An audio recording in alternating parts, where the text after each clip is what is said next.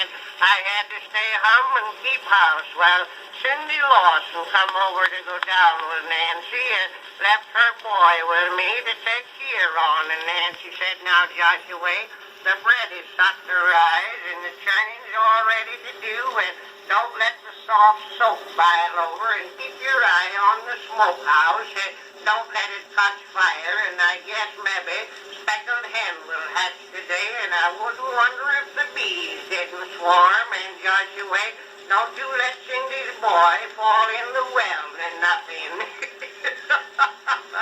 Gosh, I had a few things to do besides taking care of Cindy's boy, and that boy could ask more fool questions. He said to me, Uncle Joyce, where does the wind come from? Well, I told him some of it come from Ohio, and most of it come from Nebraska. He said, well, Uncle Joyce, what's Nebraska? I told him it was a state, and he said, well, Uncle Joyce, what's a state?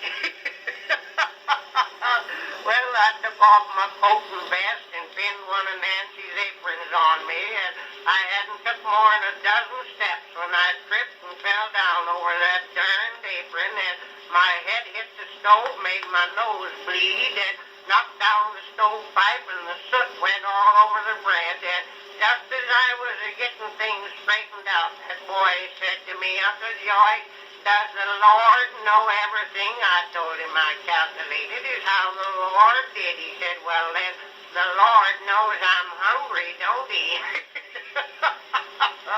Well, I give him some bread and butter and put apple sass on it, and I started in to do the churning. Well, I churned quite a spell, and I looked in the churn to see if the butter was coming, and my spectacles fell off, and the churn dasher broke them, and while I was trying to fish him out, my plug of tobacco fell in the churn and spiled the cream. Well, I wouldn't have cared, but I didn't have any more tobacco.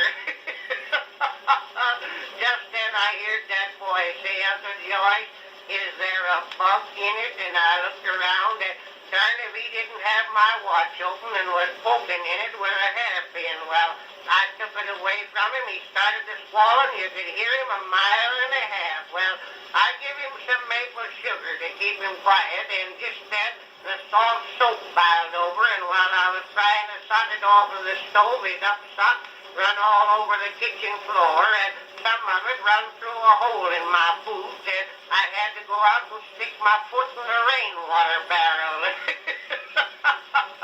Well, I heard that boy yelling when I got in the house, darn if he didn't have his finger caught in the mouse trap, and I got it out and tied a rag around it, and he said, Uncle Joyce, it's a leaking, ain't it?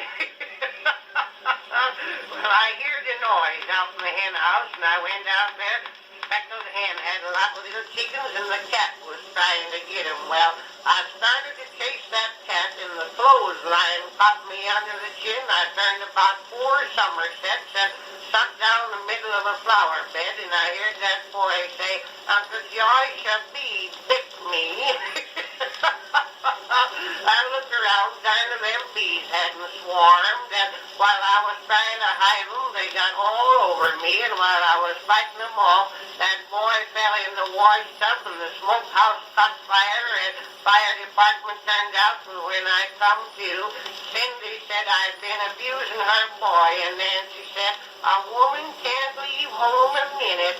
Men are such helpless critters.